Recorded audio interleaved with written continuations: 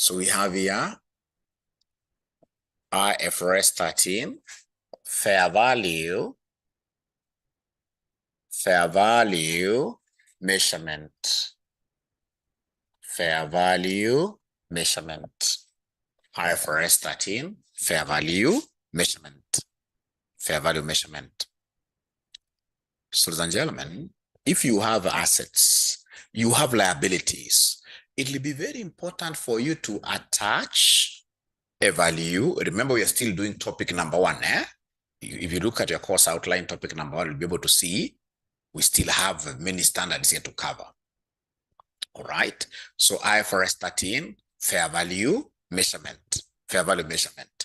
So whenever you have a new, not a new, but just any asset, even if it's a jalopy, an old motor vehicle, what will be the very best way of measuring its value? All right. You can't just keep on, in this case here, like giving us what we call net book value. I bought this asset at $1 million Kenyan shillings. I've been depreciating it like this. No, it will be very important for you to ask yourself, is it possible for me to have a buyer for this asset?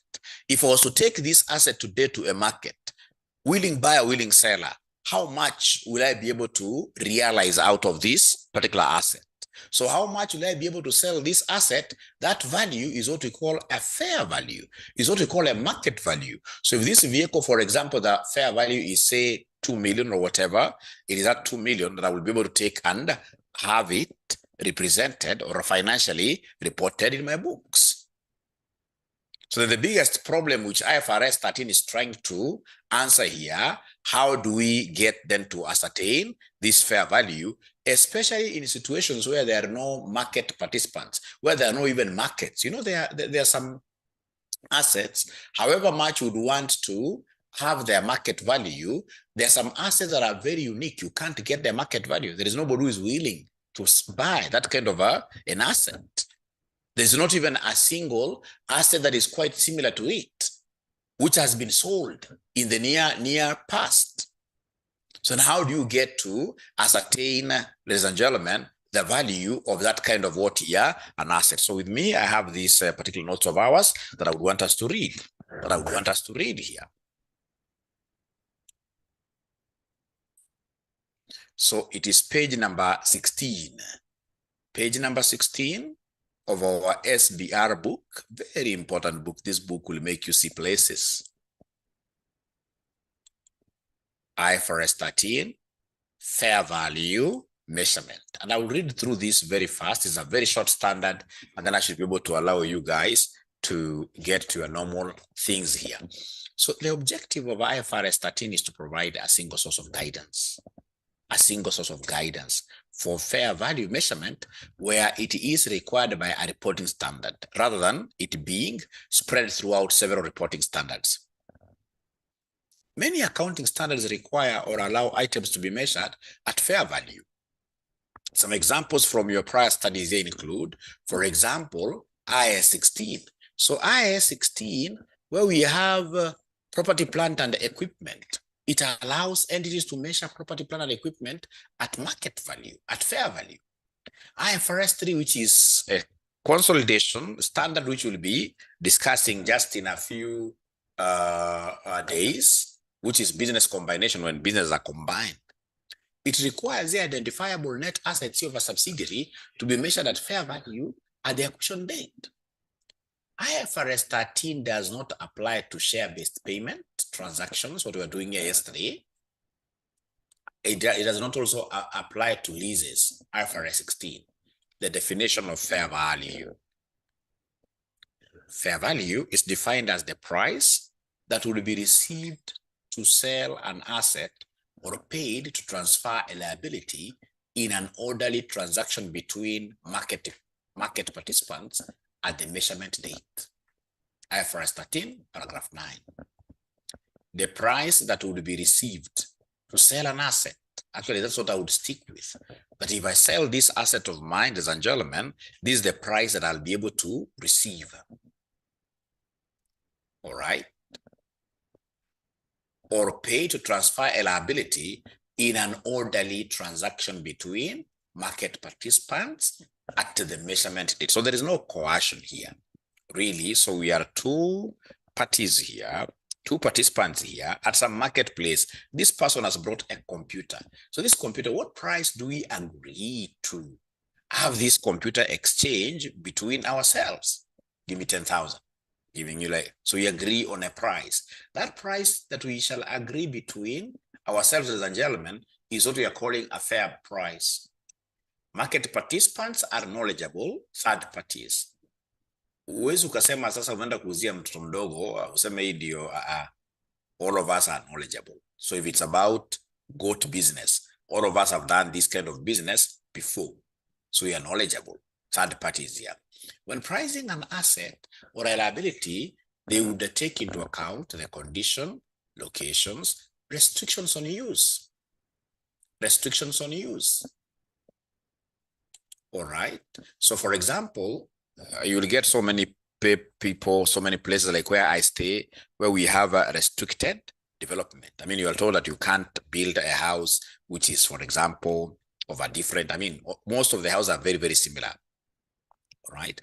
At times when you restrict your land like that, that land really, even if it's very close to, let's say, superhighway, thicker superhighway, next to superhighway there, you will not be able to get really very good price if you have to sell it.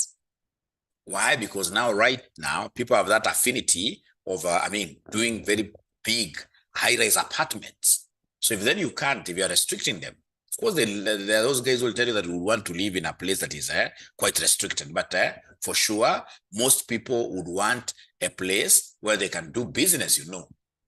It should be assumed that the market participants are not forced into transactions. They are not suffering from cash flow shortages, for example. It's not a forced sale. It's not a forced sale. So this is between knowledgeable participants, and of course, they are doing this willingly. IFRS 13 notes that there are various approaches to determining the fair value of an asset to liability. So we have the market approaches. So market approaches, valuations based on recent sales prices. All right. So I want to sell, in this case here, my Toyota Fielder. I'll ask myself, is there any Fielder that has been sold? If I go to the market, I'll be able to know, like Fielders that were sold last week, how much were they fetching? If they're fetching $1 million, then I'm so sure I'll be able to sell my Fielder at that amount. So any Fielder that I have at the moment, then in the books of the business, I should be able to maintain that Fielder at this particular market value. Then we have cost approaches. If, for example, there is no market for this type of Fielder, maybe it's a high, not a high level, but I mean, how do you call this? I mean, it has got many CCs, all right? So in this case, it's not a business vehicle, all right? So in that case, then I can look at what we call the cost model, the cost model. So if it's a house, I'm doing like bills of quantities, all right? Be able to know in this case here how much it will cost me. So cost approaches, you are not going to the market. You're basically asking yourself, how much, in this case here, did this particular house cost me to build? Income approaches is what I teach you guys in advanced financial management, where you project incomes. Once you project incomes, you're able to discount them. You say, if it is an apartment that I'm getting 300,000 every month, so per year it is this much, 30 years down the line, then those cash flows, I discount them. Income up. So we have got 3 approaches to determining the fair value. You could either make use of market approach, or you do costing, or you look at the incomes and then you discount them. So valuation based on what we call financial, for whatever approach is taken, the aim is always the same, to estimate the price that will be transferred in a transaction with a market participant. The price. Fair value is a market-based measurement, not one that is entity specific. So fair value is a market-based measurement, not one that is entity specific. As such, when determining the price at which an asset would be sold, or the price paid to transfer a liability, observable data from active markets should be used where possible. Ladies and gentlemen, if you have some data that you can observe associated to some similar or identical kind of assets which have been sold at that price, then that price is the one that we shall use, active markets. An active market is a market where transactions for the asset or liability occur frequently. Like if, for example, you'd want to sell goats, I mean, you can go to, for example, the 𝐑𝐴𝐲 markets. Those are active markets where goats are being sold every day. You can easily get prices there. IFRS 13 classifies, this is very popular in your exams. This one is very popular in your exams. IFRS 13 classifies inputs into valuation techniques, into three levels. The inputs that we shall use to be able to say, ladies and gentlemen, that this goat of mine is valued at this much. The three levels here. We have level 1 inputs. Inputs are quoted prices for identical assets in active markets. I have this goat. I have this particular sheep here. It's a topper sheep. I know the size. I can see the size. I can see this one. This one is very, very identical to mine. So if it's identical to mine and it was sold at 13,000, so I'll be able to value mine at 13,000. So level 1 inputs are basically for identical items in the market. Identical items in the market. I'm selling Safaricom shares, and there are people who sold their Safaricom shares, for example, this morning. These are identical assets, you know. These are identical securities, you know. Then I should be able to value my assets here, I mean, at the same price that the transactions in the morning took place at. So level 1 is always for the thing here, you underscore identical assets. That's level 1. And then level 2, ladies and gentlemen, is for what here? For similar assets. Level 2 is for similar, not exactly the same, but this is quite similar to my house. You could have a house that was sold last week, which in this case here is quite close, resembling mine very, very closely, but not identical. Perhaps the difference would be this person has got his, for example, is a 3-bedroom, right? 3-bedroom, mine is 3-bedroom. Maybe this one here has got some kitchen, store, pantry area, etc. So quite similar, quite similar. So when it's similar, then it will be very easy for me to say, I mean, your house went for 13 million. Mine is close to your house, but it lacks this, so I can make adjustments, you know. So level 2, ladies and gentlemen, is when we have assets that are very, very similar. Leave alone most things here. Level 2 inputs are observable prices that are not level 1 inputs. They may include quoted prices for similar assets in active. Actually, just leave it like that. Level 2 is for similar assets here.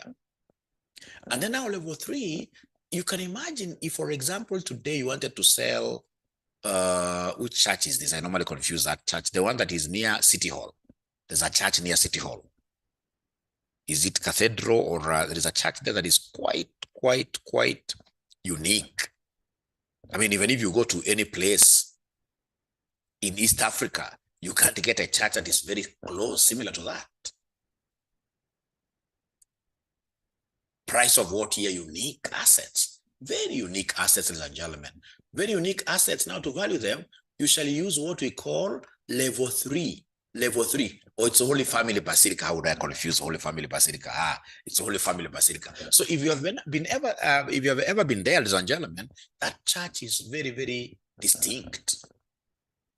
For those guys who travel quite a lot, I don't know whether there is anybody who has ever seen a church that has got the same type of what here buildings like that. So then if you are told here as a valuer, now you're coming in as a management accountant to help value Holy Family Basilica. You can't tell me that there was even churches, and who sells churches nowadays. I mean, you can't tell me that there is a church that has been sold, which is closely resembling, in this case here, the Family Basilica. No. So this is quite a unique asset. So if it's a unique asset, then you have to use what we call level 3 inputs. So here inputs are what here unobservable. I mean, there is nothing really that is quite identical or similar to these Holy Family Basilica that you can use. So the inputs here are unobservable. The level 3 inputs are unobservable. This could include, this could include cash or profit forecast using an entity's own data. Ladies and gentlemen, please listen and listen to me very well. Listen and listen to me very well. If I were you, and I would take just very sketchy notes there. So you're saying in terms of a fair valuation, we have level 1. Level 1 is for the Siamese twins, identical in all respects, identical. It happens. It's possible to have an asset that is really, I mean, not even really, but the same as an asset that you're selling in the market. If the asset that you're selling in the market is similar to one that has, not similar, but identical to one that has been sold, say, yesterday or near, all right, in the near past, then automatically I'll be able to quote that item of mine at the same price like that. That's level 1. And then now we have level 2. Level 2 in this case, it's not about identity. Level 2, ladies and gentlemen, is just about similarity, similar assets like that. And then now we have level 3. Level 3, not identical, not similar. In this case here, distinct items. So you've got no data to observe. So in this case here for level 3, we normally use discounted cash flows to value this. Use discounted cash flows to value this. So if it's Holy Family Basilica, because you've got nothing to compare to this particular church to be able to value it, then what do? Use discounted cash flow. So it's very easy as an accountant.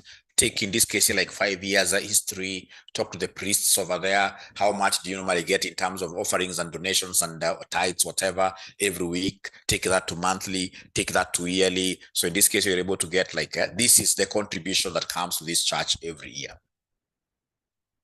Get the risk-free rate, risk-free rate, in this case here from the Central Bank of Kenya. Use those cash flows, for example, like now predict them. You know, you have been able to use the history, now predict them in the future, and then now discount them into the present, and then tell these people that, you know what, Holy Family Basilica is worth this much. So level 3 is quite what is haphazard here. I mean, you've got nothing really on the table to compare. So what you do, you basically use what we call the discounted cash flow method to discount the cash flows to get the present value. Now from there, ladies and gentlemen, if you allow Mwalimu here, you can see a priority is given to level 1 inputs. The lowest priority is given to level 3 what here inputs here. I mean, assets where you have level 3 inputs that are unobservable, nothing similar. Those assets normally are not easy to sell, like these antiques. Like you must have seen guys who are into these very, very old vehicles. All right. Those old vehicles will not be very easy for you to get markets for the same. And yet they're very pricey outside here. So in this case here, those ones, you'll have to look at, how do you generate your, what is your business model? How are you getting your cash flows? So predict the cash flows, and then you do what here? You straight away get to, this has been asked severally, and you're going to see from your past papers, severally, these have been asked. Ladies and gentlemen, from there, then I'll be able to go to, like this is very important, baklava. You can go and look at the answer later. Baklava has an investment property that is measured at fair value. This property is rented out on short-term leases. The directors wish to fair value the property by estimating the present value of the net cash flows that the property will generate for baklava. They argue that this best reflects the way in which the building will generate economic benefits. The building is very unique. Although there have been many sales of similar buildings in the local area. So discuss whether the evaluation technique suggested by the directors complies with international financial reporting. That's a lie. As a gentleman, we can be told here that, or rather we are told here that, like what they're trying to use here, valuing their property using net cash flows discounted technique. This is level 3. And level 3 is only applicable for very unique buildings. Buildings in this case that have got nothing similar to compare to. But if you look at this very well here, the building is unique, although there have been many sales of similar buildings in the local area. So these guys here should have fetched level 2 inputs, similarity. This one in paragraph 2, ladies and gentlemen, is level 3, where basically you've got nothing similar to this. A very, very unique, yes, a very unique asset, where we've got nothing close by to it that has been sold in the near past. So in terms of IFRS reporting, these guys are pretty wrong. They should have used, in this case here, level 2, and you can come and see the answer here. You can see the answer. Nope.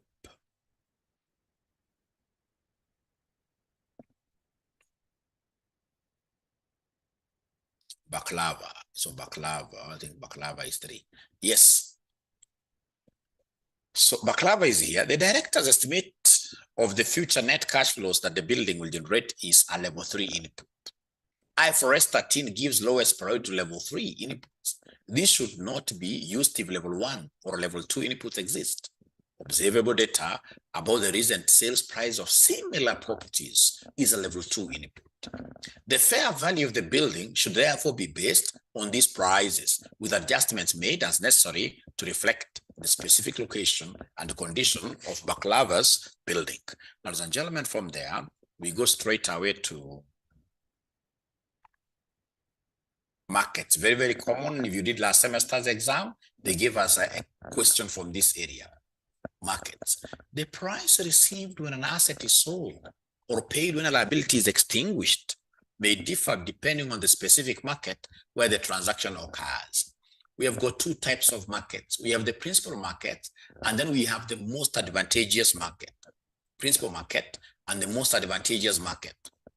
So IFRS 13 says that the fair value should be measured by reference to the principal market.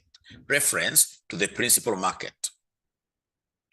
The principal market is the market with the greatest activity for the asset or liability being measured here. Like our principal market in terms of securities in Kenya here will be the Nairobi Stock Exchange. Greatest activity. The entity must be able to access the principal market at the measurement date. So at the measurement date, you must go to the Nairobi Stock Exchange, use the accountant that they get to see this 31st December, how are my shares trading? This means that the principal market for the same asset can differ between what year? Between entities here. So when do you want to measure this? The prices will be different between the dates, of course. And then now we have the most advantageous market, where you're going to get, in this case, the biggest benefit, where your net selling price will be highest. Where your net selling price will be highest. So most advantageous market, if there is no principal market, then fair value is measured by reference to prices in the most advantageous market. The most advantageous market is the one that maximizes the net selling amount. All right. And then now there is a disclaimer. Transaction costs such as legal and broker fees will play a role in deciding which market is most advantageous. They'll play a role. However, fair value is not adjusted for transaction cost because they are characteristic of the market rather than the asset. What you're supposed to know is that transaction costs fine, they will be able to help us when you are ascertaining most advantageous. But we shall always exclude it whenever you're getting the fair price. Whenever you're getting the fair price, transaction costs will always be excluded. For us to understand what we're talking about, we have this example. Test your understanding for market. So we have market 1, then we have market 2. An asset is sold into different active markets at different prices. An entity enters into transactions in both markets and can access the price in those markets for the assets at the measurement date as follows. So we have here price in market 1 is 26, transaction cost is 3, and then we have the transport cost of 2. Then we have the net price receivable. So what is the fair value of the asset if market 1 is the principal market for the asset? Very easy. Fair value. The fair value. So if it's market 1 being used, how do we get this fair value? I will take, ladies and gentlemen, the price of this particular what year, the price of this particular asset, which is 26. And then you subtract other costs other than what your transaction cost. Transaction costs are what year very irrelevant whenever it comes to calculations of what year fair value according to IFRS 13. So then market one, ladies and gentlemen, if market one is our principal market, the only market we have at the moment, how do I get this fair value? Very easy. So to get this fair value, ladies and gentlemen, what I shall do to be able to get this fair value, ladies and gentlemen, this is what I shall do to be able to get this fair value. So fair value, I'll simply take the selling price minus, in this case here, transportation costs. Minus transportation cost, minus transportation cost, minus transportation cost, minus transportation cost. Whenever it comes to fair valuation, just like how you have assumptions, in models, transaction cost will be taken to be 0. Transaction cost in this case here will be irrelevant in fair valuation exercise. So in this case, remember they have told us it is market one that we are using here. It is market one that we are using. So our fair value will be equal to the selling price. So the selling price has been given to us. The selling price has been given to us as 26. So I will take 26 minus 2. 26 minus 2. So 26 minus 2, this is 24. So this 24 is the price at which you shall be able to carry your asset at in your books of accounts. In your books of accounts, not this net selling price, because here we want transaction cost. So, and please, you have your answers. You should be able to come and check your answers here, even if it's later. It's very important because I would want you to really use this book. Maximum there. Maximum there. So if market one is the principal market, then the fair value would be measured using the price that would be received in that market, less transport cost. The fair value would be 24, like that. Transaction costs are always ignored. Transaction costs are always ignored. So the fair value, so this asset, if you're taking it to the financial statements, you as an accountant, so this asset, you shall carry it at 24. This asset, you shall carry it at 24. Then look at the second question here. So the second question, they want us, ladies and gentlemen, in this case here to look at here. Now, no principal market can be determined.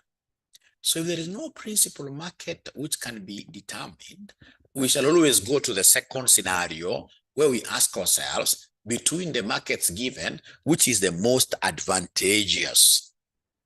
Which is the most advantageous? Which is the most advantageous market? How do we get, in this case here, the most advantageous market?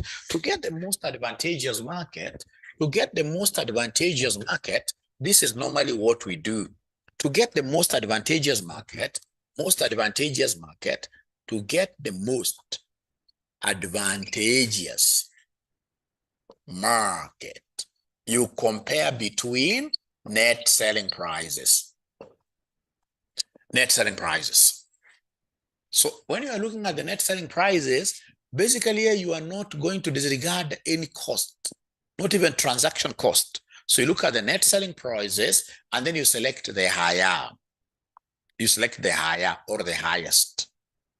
So the market with the highest NSP, net selling price, then automatically will be your most advantageous market, your most advantageous market. So we have principal market and we have most advantageous market. So the most advantageous market, like in our case here, the most advantageous market, like in our case, ladies and gentlemen, here, if you look at this, look at the net selling price, 21, 22.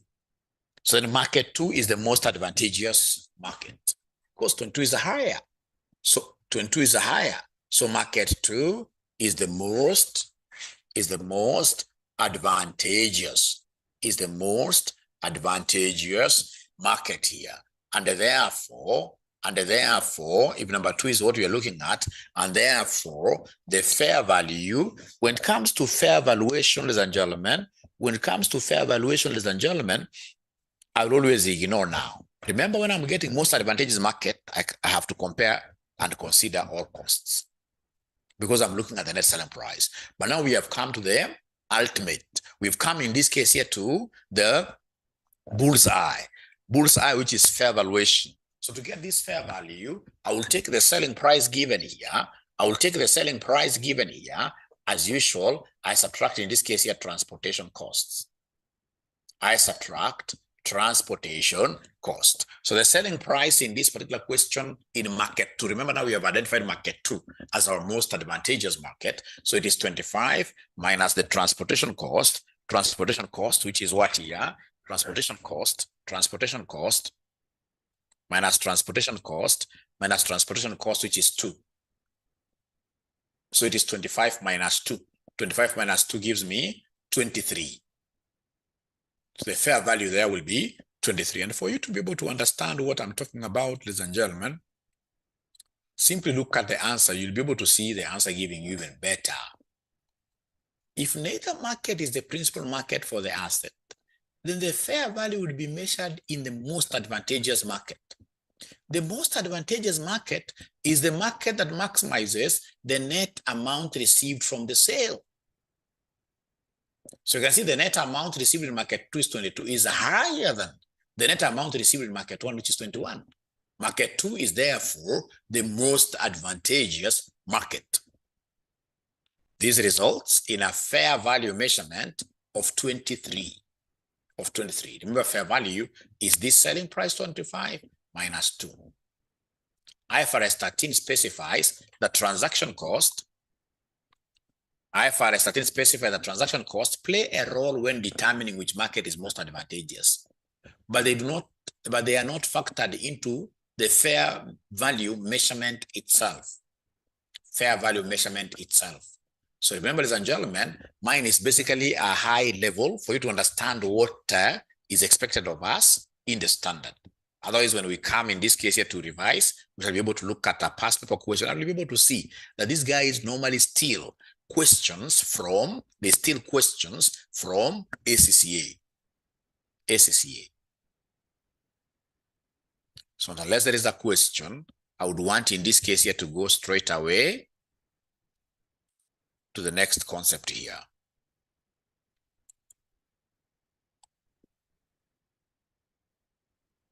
All right.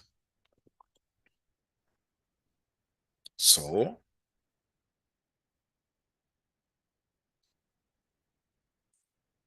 ladies and gentlemen, here we are.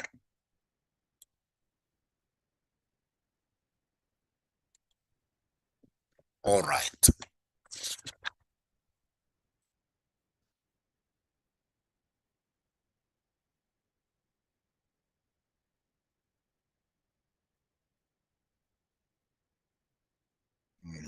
Okay, so I need to go back a bit.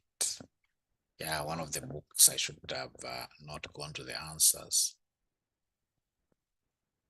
Markets, yes.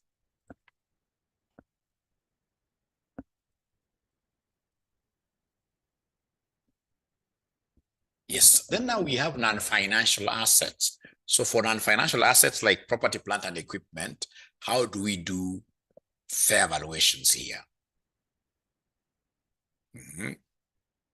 Very easy. What's a non-financial asset? The difference between financial and non-financial asset is covered in detail in chapter 12 here.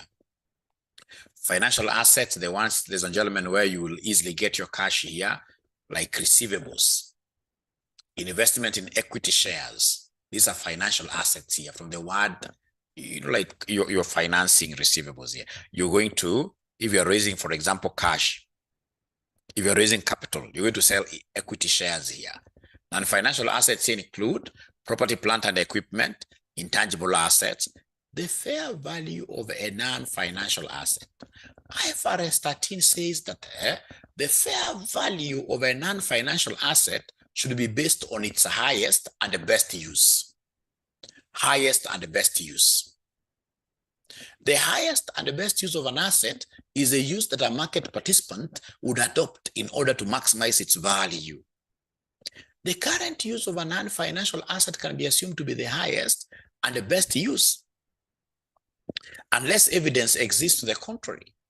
The highest and best use should take into account uses that are physically possible, legally permissible. Don't tell me that you can now start growing mogoka. Mogoka is legal still. For example, bang, in this land, and therefore I'm going to value this thing even in trillions. Financially feasible. IFRS 13 says a use can be legally permissible even if it's not legally approved.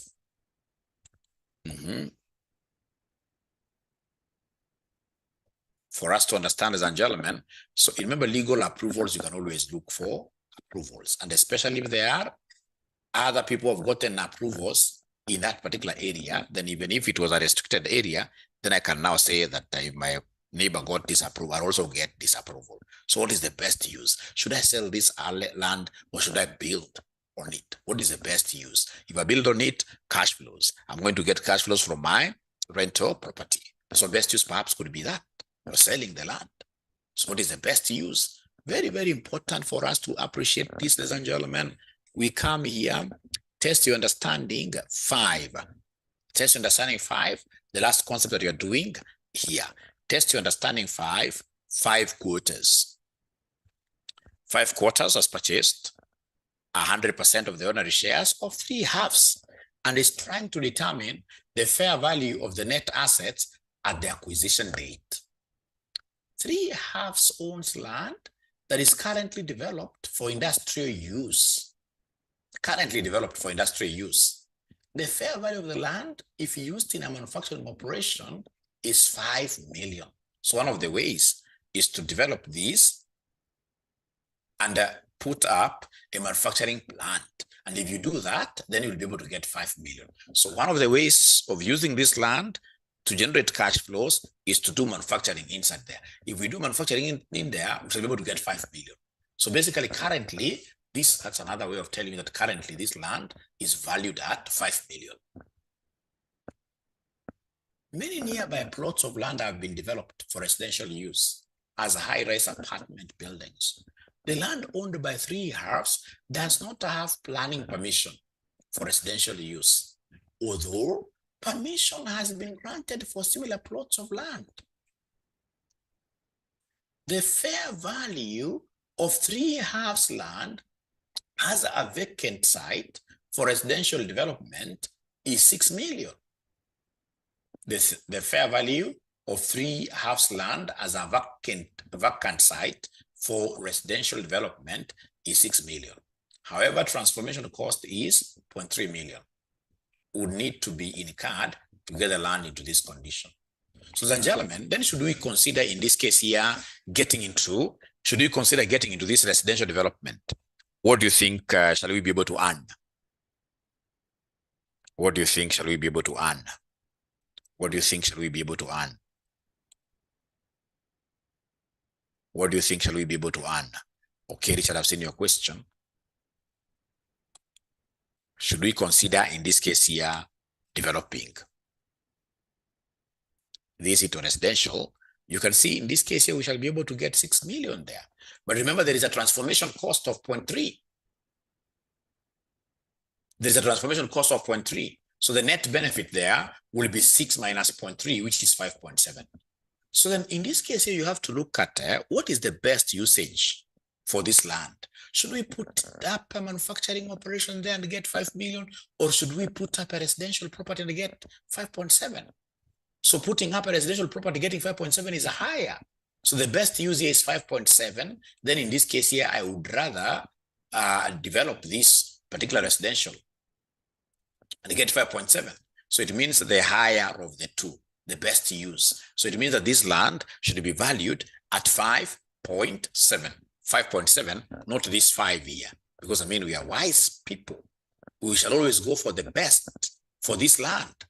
Where are we going to fetch the very best? Put up manufacturing and 5 million. Put up a residential and 5.7. I would rather earn 5.7. I would rather earn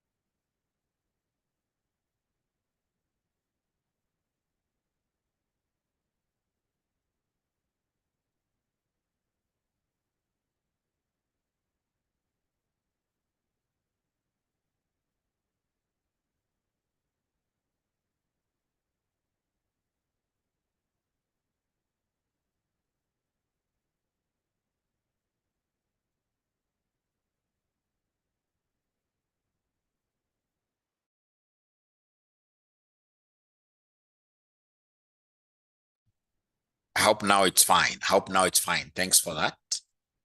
Thanks for that. So I was just reading this test to understanding 5 quarters. I hope when we read the question, you guys were still hearing me. So I'd want to just go straight away to test your understanding. 5, read the answer now. Read the answer now. Yes, okay. So the answer is here. So land is a non-financial asset. IFRS 13 says that the fair value of a non-financial asset should be based on its highest and best use. This is presumed to be its current use. Unless evidence exists to the contrary, the current use of the asset would suggest a fair value of 5 million. However, there is evidence that market participants would be interested in developing the land for residential use. Residential use of the land is not legally prohibited. Similar plots of land have been granted planning permission. So it is likely that this particular plot of land will also be granted planning permission. If used for residential purposes, the fair value of land would be 5.7, which is 6 minus 0.3. So it would then seem that the land highest and best use is for residential development. So its fair value is therefore 5.what here? 5.7 is 5.7. So Richard wanted me to talk about this, that it says that IFRS 13 says a use can be legally permissible even if it's not legally approved. You know, like how you get approvals from City Hall to build a house here, right? That approval may not be given, but constructive. It's called substance over form. Your neighbors have already gotten that kind of permission in the past. So you should also be allowed in this case to make an assumption that should I seek for this approval, I'll be able to get it. I'll be able to get it. I may not have gotten it because you see, normally when we are doing fair valuation, we don't want to sell our assets. No, we don't want to sell our assets. Remember, we simply are looking for a way of saying that let's attach this value to this asset in our book. So you don't want to start looking for permissions from the city hall. It's going to cost us money. But we can now make assumptions that even if this is not really approved as of yet now, we shall be able to get that particular that particular approval when we seek it. Great. Thank you so much. Now, ladies and gentlemen, I would want us to just reflect about this topic. Today I happen to be having a very early morning meeting at the office. It normally doesn't happen because easily because I work fully from home, but there are days when we are required to be in the office just for the meeting, and then I come back. So then if, for example, today you go to your workplace as an accountant, and I want you to be practicing things that we teach you here, and then they tell you, today we want to do some fair valuation because there is an IFRS 13 that needs us to do fair valuation. What are your key take-homes from this standard? Your key take-homes that you'll never forget. Let me see. Everybody should be able to tell me what they have learned from this topic. Don't underrate this topic. This is a topic that has been tested quite heavily. It's a theoretical topic mostly, apart from the few mathematics that we have seen there. IFRS 13. What is your key take-home? Key take-home. I'm able to see very many take-homes. So level 1, identical asset, match salutations in Jogu. That is very good. Level 1, inputs are for identical assets. That's very, very important. That's a key take-home. Mary Ann is talking about markets here. I wish Mary Ann would have expounded that a bit. Distinct items. Yeah, for level 3. For level 3, distinct or unique assets, and then we shall always value them using the discounted cash flow technique. Discounted cash flow technique. I like what Mikali is telling me there. Level 2, similarity. Items that are what here? Similar. I like Jenny there. Level 1, identical. Level 2, similar. Yeah, At least Josephat is going home with something very important, advantageous market. And how do we get this advantageous market? The net selling price, net selling price. But if you get the highest net selling price, to get fair value, you must be very, very careful. Selling price minus transportation cost. Never include the transaction. Level 3, Muikali, distinct cash flow. Lorraine. In this case here, principal markets, the most active market. Principal market, the most active market. Principal market, the most active market. The most active market. Fair value measurement is market-based measurement. I love that simple English, good English.